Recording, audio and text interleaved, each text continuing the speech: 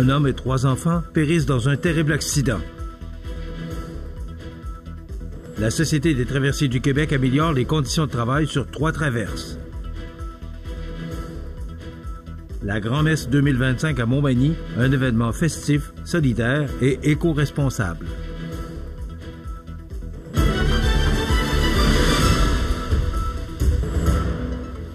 Lundi 4 août 2025. Bonjour mesdames et messieurs et bienvenue à votre bulletin régional de ce lundi 4 août sur le réseau de télévision CMA-TV. Heureux de vous retrouver en ce lundi. Une scène dévastatrice s'est produite samedi en fin de journée sur le rang Sainte-Sabine dans le secteur de Saint-Luc-de-Bellechasse. Un dramatique accident de la route a coûté la vie à un homme de 29 ans et à 3 enfants de moins de 10 ans. Selon Radio-Canada, il était aux environs de 17h30 lorsqu'un véhicule a quitté la route, pour une raison encore inconnue, avant de percuter violemment un arbre. À l'arrivée des secours, les 4 occupants étaient inanimés et incarcérés dans le véhicule. Les pinces de désincarcération ont été nécessaires pour les extraire. Transportés d'urgence à l'hôpital dans un état critique, les victimes ont malheureusement toutes succombé à leurs blessures. Selon la Sûreté du Québec, la route Sainte-Sabine est un chemin étroit et non pavé, ce qui pourrait être un facteur contributif à cette sortie de route. Selon le journal La Voix du Sud, une enquête a été ouverte et un reconstitutionniste de la SQ a été dépêché sur les lieux pour analyser la scène de l'accident. Des témoins seront également rencontrés afin de faire la lumière sur les circonstances exactes de ce drame. Cette tragédie a ébranlé la communauté de Bellechasse. Les autorités rappellent l'importance de la prudence sur les routes rurales, particulièrement celles qui présentent des conditions difficiles. Une entente a été récemment conclue pour les employés non brevetés affiliés au syndicat des métallos dans 3 traverses du Québec. En effet, les travailleurs des traverses de l'île aux Grues, de l'île aux Coudres et de Sorel-Tracy ont accepté l'hypothèse de règlement présentée par le conciliateur. 3 nouvelles conventions collectives ont ainsi été entérinées, prévoyant des hausses salariales totalisant 17,4 % sur une période de 5 ans, soit de 2023 à 2028. Une avancée majeure qui vient bonifier les conditions de travail de ces employés, tout en contribuant à améliorer l'attraction et la rétention du personnel au sein de la Société des traversiers du Québec.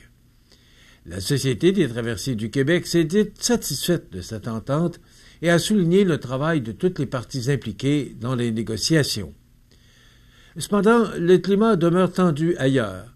À la traverse de Matane, les discussions se poursuivent avec les syndicats CSN et Unifor dans un contexte où les employés non brevetés affiliés à la CSN exercent actuellement des moyens de pression.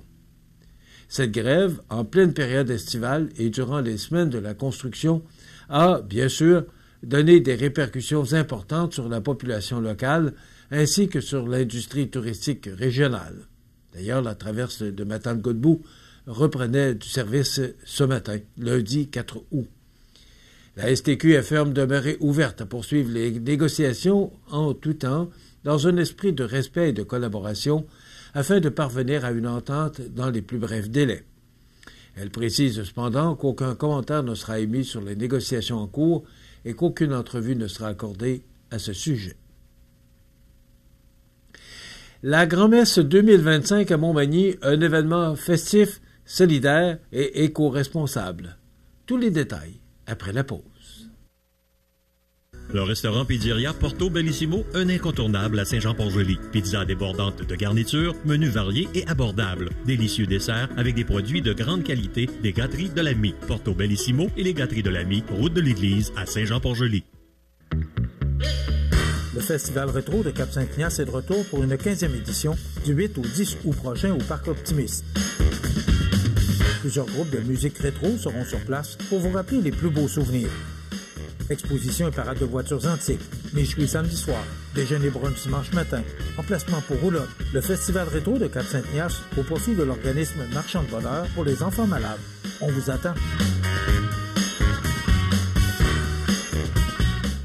Le bijoutier Carl Poulain à Montmagny offre une sélection diversifiée et raffinée de montres, bagues, bracelets et autres accessoires de luxe pour hommes et femmes reflétant l'engagement envers l'élégance et la qualité. Le bijoutier Carl Poulain à Montmagny, où chaque bijou raconte son histoire. Vous regardez CMA TV, le réseau de l'information sur la Côte-du-Sud. Le centre-ville de Montmagny a vibré au rythme de la Grand-Messe 2025 le 18 juillet dernier, attirant plus de 2000 festivaliers venus célébrer dans une ambiance festive et conviviale. Organisé par la Société de développement économique, la SDE de Montmagny, l'événement s'est imposé comme un rendez-vous estival incontournable dans la région. Marie-Ève Lamonde, agente de développement économique et de gestion événementielle à la SDE, n'a pas caché sa fierté devant l'engouement populaire. La Grand-Messe est devenue un moment phare de l'été à Montmagny. Son succès repose sur une collaboration exceptionnelle entre nos partenaires, les commerçants, les bénévoles et toute notre équipe, a conclu Mme Lamonde. Plusieurs partenaires ont contribué à la réussite de cette édition 2025, notamment Promutuelle Assurance Côte-Sud, Marquis Imprimeur, Coop IGA Extra de Montmagny et les Arts de la Seine. La ville de Montmagny ainsi que de nombreux bénévoles ont aussi prêté main forte. Une mention spéciale a été adressée à la brigade verte du Carrefour mondial de l'accordéon et du Carrefour région de Montmagny pour leur gestion exemplaire des matières résiduelles, soulignant l'aspect éco-responsable de l'événement. Au-delà des retombées économiques locales, la Grand-Messe s'est aussi démarquée par son esprit de solidarité. Près de 2000 $ en pourboires ont été amassés pour soutenir la maison de secours La Frontière. La Société de développement économique invite d'ailleurs la population à ne pas manquer les spectacles gratuits d'un été chaud présentés jusqu'au 22 août prochain à Place Montel.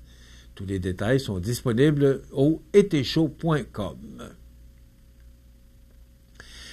L'unité 53 de la Garde côtière auxiliaire canadienne Québec lance officiellement sa campagne de financement 2025-2026 afin de poursuivre sa mission essentielle de sécurité sur le fleuve Saint-Laurent.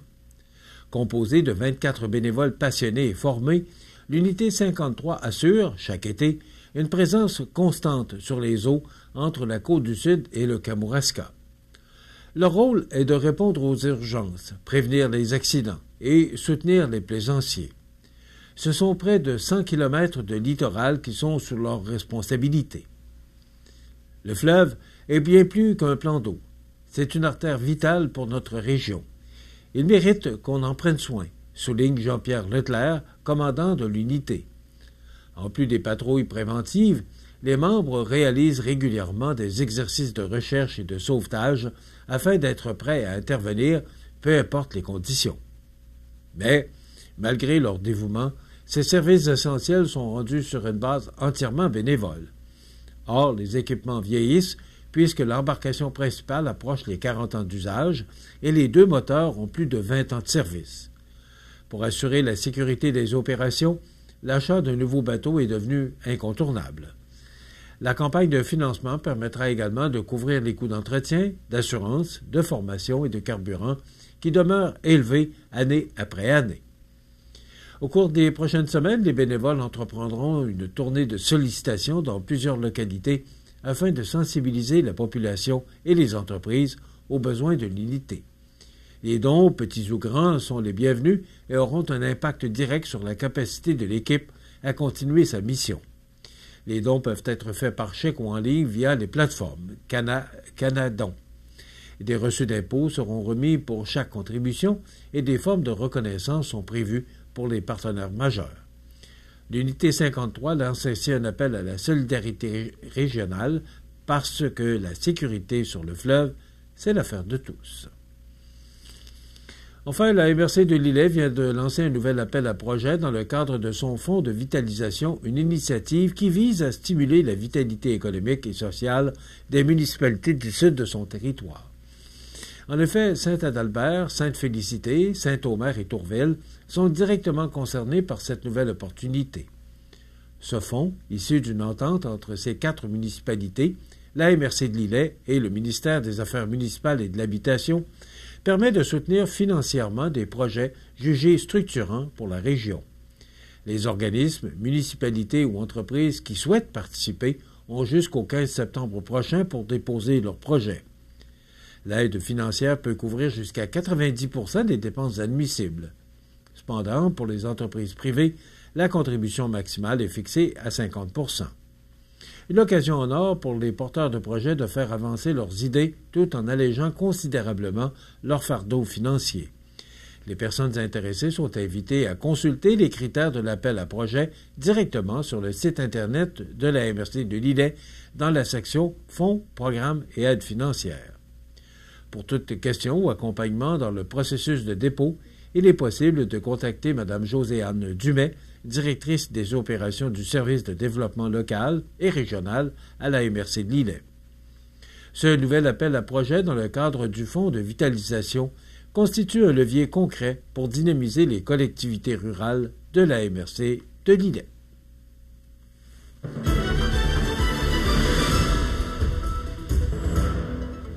Au sport, l'équipe de soccer U12 Lévis-Est de Montmagny a récemment remporté le tournoi Bernier-Auto de Saint-Nicolas.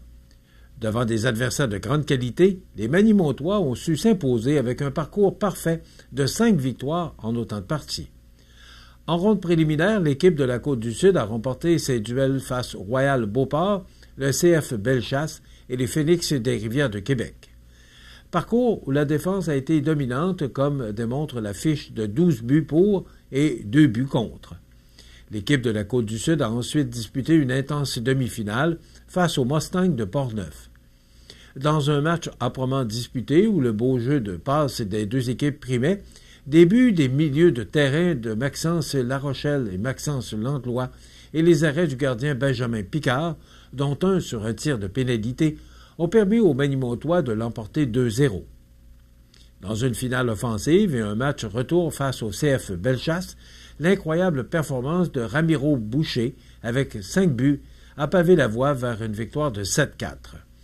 L'attaquant en pointe a profité de chacune des occasions construites par ses équipiers pour glisser le ballon dans le filet. L'ailier Zachary Dubé a complété la marque avec 2 buts. Pour le programme U12 Lévis-Est de Montmagny, il s'agit d'un premier gain en tournoi. Après leur médaille de bronze au tournoi national de très carré de Charlesbourg en juin dernier, l'équipe de l'entraîneur-chef Guillaume Larochelle a, enfin, pu soulever le trophée convoité. Cette performance est un accomplissement pour notre groupe de joueurs et notre programme à Montmagny. La majorité sont avec nous depuis l'âge de 8 ans et s'entraînent fort. De les voir soulever un premier trophée fut un grand moment de fierté, a conclu l'entraîneur-chef Larochelle. Le centre de développement Lévis-Est de Montmagny, où s'entraînent les jeunes joueurs, a pris une pause de 2 semaines et reprend sa saison régulière aujourd'hui, lundi 4 août. Voilà ce qui complète votre bulletin d'actualité de ce lundi 4 août. Dans un moment, les prévisions très encourageantes de la météo. Maintenant, pour le menu de notre émission de ce lundi 4 août, on recevra dans un moment Michael Gontier, président du Festival des Barajas qui aura lieu en fin de semaine, et on recevra Jimmy Prévost de Exploratiel. Et bien sûr, on commentera l'actualité en fin d'émission. Donc, c'est le menu de cette émission du lundi 4 août. Bon retour et bonne émission.